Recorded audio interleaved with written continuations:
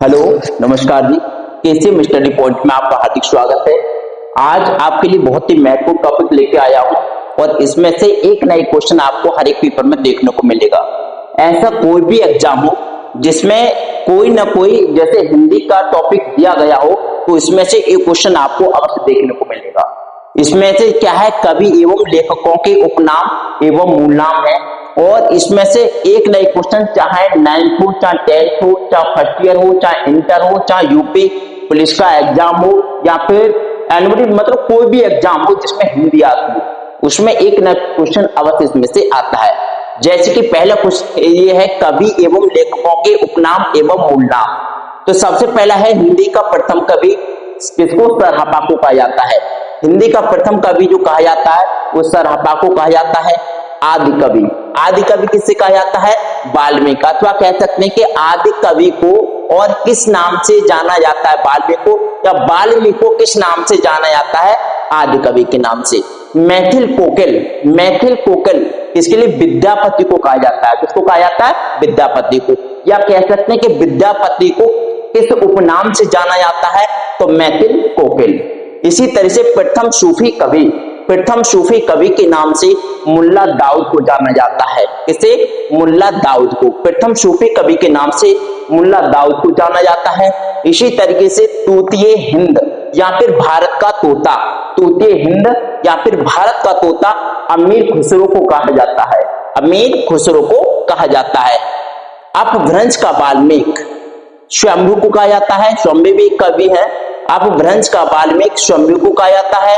अष्टछाप का जहाज सूरदास को कहा जाता है, अष्टछाप का जहाज सूरदास को कहा जाता है। इनकी रचना के बारे में सूरसागर है, सूरसारावली है, साहित्य लहरी है, सूरपचीसी है, ये सूरदास जी की रचना है।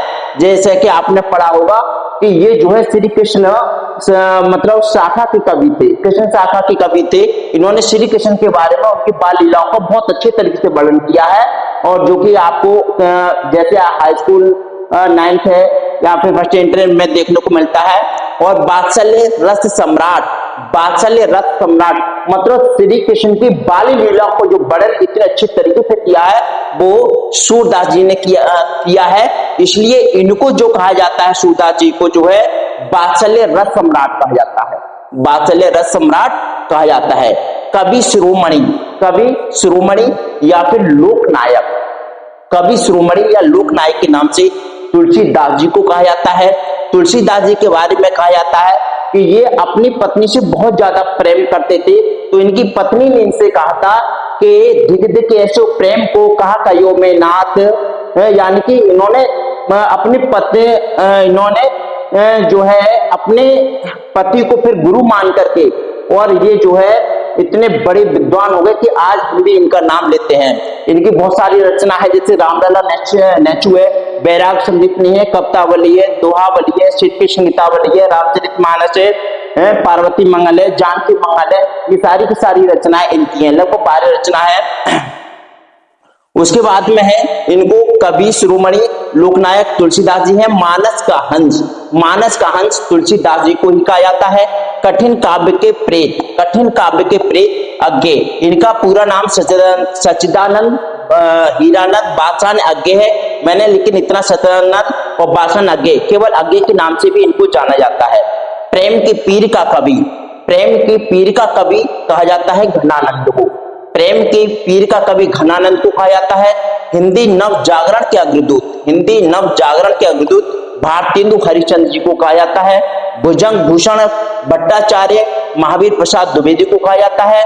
और भुजंग भूषण भट्टाचार्य महावीर प्रसाद द्विवेदी, और उसके बाद सुकवि किंकर इनको ही कहा जाता है, यानी कि महावीर प्रसाद द्विवेदी को। अगर आपको मेरी वीडियो अच्छी लगी हो तो लाइक करना नहीं भूलें, सब्सक्राइब करना नहीं भूलें और शेयर करना नहीं भूलें। ऐसी वीडियो फिर से मैं आपको लेकर आऊंगा।